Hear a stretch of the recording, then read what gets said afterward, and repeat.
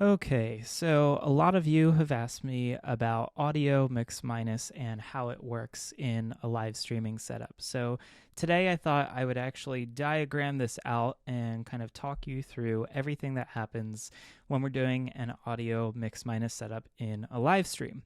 So you have to pardon my fun handwriting here and my hand gestures, but we're trying a new style of video, and I want you to let me know what you think down below in the comments section. So first of all, let's talk about mix minus.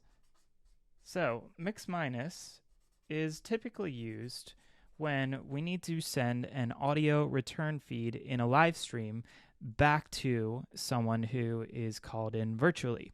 So let's say you have a room and there's a conference going on, so maybe you've got a stage and you've got some pipe and drape, and you have some chairs, and you have a few speakers, right? And you have to tell me how bad my drawings are in the comments section down below. So each speaker is mic'd up, right? And then let's say we need to bring in a virtual guest speaker. So typically they'll probably get displayed on like a television screen or a projector screen, right? So we have our person called in, and they're called in on Zoom. Okay, so here's our Zoom guest. So this person needs to hear everything that these people are saying, right? They don't need to hear themselves. They just need to hear what persons 1, 2, and 3, and I'll number them here, right? So 1, 2, 3, and then this person I'll number 4. They just need to hear what persons 1 through 3 hear. Now, persons 1, 2, and 3 need to hear what person number 4 says. Now, the tricky part is that inside this room where this whole event is happening, there are probably some speaker systems up on stands so that your audience can hear what's happening in the room. Now, the concern would be is if this speaker is playing audio, right, inside the room, we need to make sure that that audio is not going back in through the microphones of these speakers, because otherwise it's going to loop back into the speaker system in the room and create a massive amount of feedback, right? And that's something that we don't want. So this is where mix minus comes in. We need to create a mix minus this person's own voice so that this person hears 1, 2, and 3. These people just hear 4 in the room, but technically, because there's a whole studio audience of people that are watching this conference, right, from their chairs back here, we need to make sure that everyone in the room can hear everything. So technically, it's mix 1, 2, 3, and 4 for both these people and these people, because this is all happening in the same room, right? Think of this virtual person that's called in on Zoom as if they're technically in a different room over here. So they need to hear 1, 2, and 3.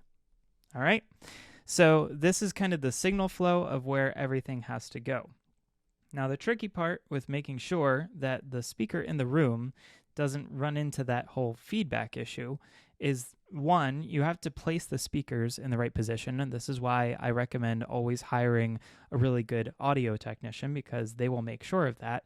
So typically the speakers wind up being in front of the people that are on the stage so that the sound is bouncing out into the room. But two, usually what they'll do, if you have a really good audio mixer, is they will bring down the audio levels of these people when they're not speaking. They'll bring up the audio level of this person. That way, if they have a microphone that is not open, it won't pick up the sound coming through the speaker of this person talking. Okay? So that's kind of our setup in the room. Now let's talk about some signal flows here. And pardon my mess with the papers. We're going to just move this off to the side. Okay, So we've got our microphones for the people in the room. Typically, they have lavalier packs. So I'm going to show you, this is just a little lavalier pack. And let's say this is our microphone. That's pack 1, pack 2, and pack 3. Okay, right? So these are our mic packs. Now, we have the person in Zoom over here, and they're not using a mic pack, but they might have a lavalier at home or whatever they're playing, right? So all of this audio runs into a sound mixer. So we have our mixer, we have our faders for 1, 2, 3, and 4. 1, 2, 3, and 4. So you have your fader, and then usually there's like a little line here with some dashes, and you can see your audio levels.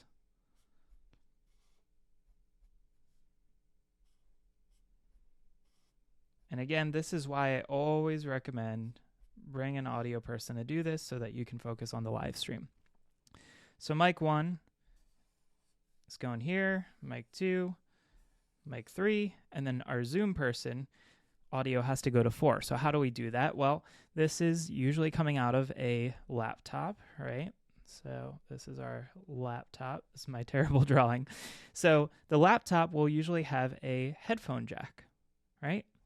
So we'll take that headphone jack and we'll take our audio into the mixer.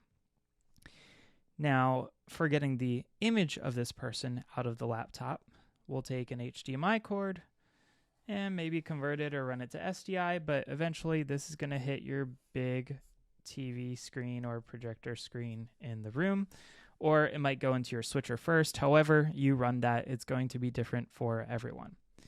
So we have our audio inputs all going into the mixer, but now we need some outputs, right? The first output that we need is going to be going to the speaker in the room, right? So remember, we have our speakers for people in the room to hear. So this speaker needs to get everything. That's so you can hear person 1, 2, 3, and the Zoom person on 4. So this is our output to the speaker. Now we need an output that's usually going back to Zoom that only includes persons 1, 2, and 3, but not 4. This is your mix minus, okay? So this is our second feed that comes out of here, and it's going to go into Zoom. So how do we do that? Well, you need a mixer that is compatible and able to give you a mix minus feed. Fortunately, my Zoom LiveTrack L8 mixer and the higher end ones, the L12s, do that. It's probably not the easiest way to do it. You could get a digital mixer for this. It makes things way easier to route everything every which way. But you need to be able to make sure that you have output 1 going to your speakers, and that's 1, 2, 3, 4. And then you need to make sure that out 2 is going back to your Zoom person, and that is just 1, 2, and 3, right? Okay, now how do we get this audio feed back into the computer? There's a lot of ways you can do this, and technically it doesn't go directly to the computer. It first needs to hit a capture device, okay? That capture device could be everything from the OG original Blackmagic web presenter, which allows us to put in a video and an audio feed separately and send it into the computer as if it's a webcam. That capture device could be something like the brand new Rode has their Streamer X. That's a really good option for it. You could also use an ATEM to get that back into this computer. But basically, this capture device has to have the audio mix minus feed and a video feed, because you need this person on Zoom to see what's happening in the room, right? So going back to our picture here, right? So Zoom person, in order for them to see what's happening and tell, like, there's people on stage that they're talking to, we need to send them both audio and video. So it's not just about sending them these audio feeds. We actually need to send them, typically what we'll send them is a program feed, PGM for program. So we need to send them video and audio so that they can see what's happening. This is how they can tell when we're putting their slides up on screen. This is how they can tell that people in the room are talking to them and interacting with them. So that is kind of a bare bones basics on how this mix minus setup works. And let me go ahead and talk a little further for just a moment on how we capture this back into Zoom. So you have an ATEM or a capture device. It really could be any number of things, but usually what it's going to offer you is the ability to input both a video feed and an audio feed. So our mix minus is going to go into this capture. Our program is going to go into this capture device, and it's going to spit out one video feed that contains both back into that Zoom laptop. That way, that Zoom laptop can see and hear everything that's going on with the live stream.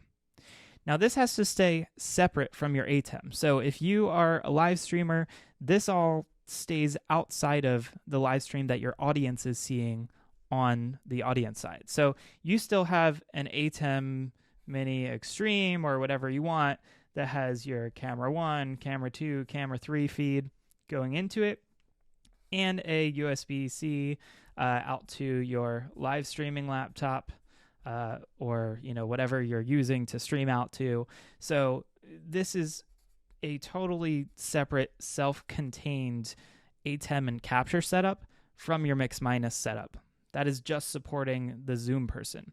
So even if you stream out to Zoom, right? Like maybe your audience is watching in on Zoom, this Zoom call should be a totally separate Zoom call than this Zoom call. So you do not want to use the same exact Zoom call. Otherwise, you start running into all sorts of tech nonsense and fun stuff. Plus, with this Zoom call being separate, we can now use this as a back channel. So if we've got, let's say we have 4 different people throughout the day that have to call into this Zoom call, right? When they call into here, we can start to talk to them one by one and get them in and settled and say things like, hey, close that window behind you, or your mic sounds funny, we can't hear you. All sorts of things like that without interrupting our main live stream. Okay, so that's why we keep this as a totally separate thing. And it's also to just make sure that we can have a little bit more control over what's happening. Like this might be a Zoom webinar that you're streaming people to so that they don't turn on their cameras and it's just one show going out to people. You don't want to use a Zoom webinar for this. You want to use a Zoom meeting so that you can pin people and bring them in full screen into your ATEM. Okay, so again, we have our capture device that's bringing in a video feed, usually our program feed, but just the video, and then the audio mix minus feed. And then this laptop is sending a video and audio feed out to usually video into your ATEM, but audio out to your audio mixer so that they can control where that needs to go. So that is kind of in a nutshell my mix minus explanation. This is a totally different way for me to explain it to everybody, and I just wanted to kind of try this new style of video. So if you like this, could you please give me that sort of thumbs up that I am really not going to even try to draw. Here's my thumbs up. Can you give me a thumbs up down below this video? That's a terribly large thumbnail. And then also, if you are not already subscribed, I would deeply appreciate it if you could hit that subscribe button down below so that we can send you more videos like this. If this was helpful, please leave any comments below and any questions. And thanks again for watching.